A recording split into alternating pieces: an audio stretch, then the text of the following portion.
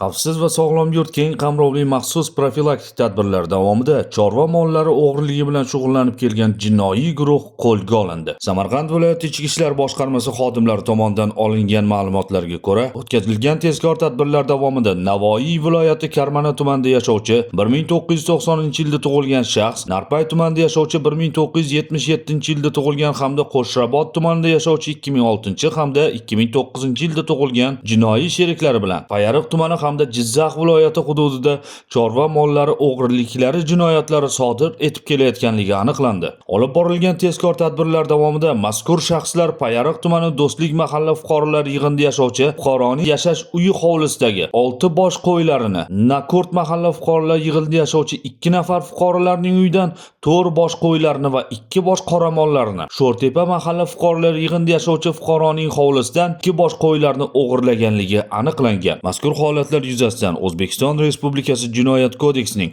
169-moddasi tegishli qismlari bilan jinoyat ishi qo'zg'atilib, tergov harakatlari olib borilmoqda. Hurmatli fuqarolar, agarda siz ham shubhali faoliyat yoki shaxslar haqida ma'lumotga ega bo'lsangiz, ekranda ko'rsatilgan call center ishonch telefon raqamlariga xabar berishingizni so'rab qolamiz.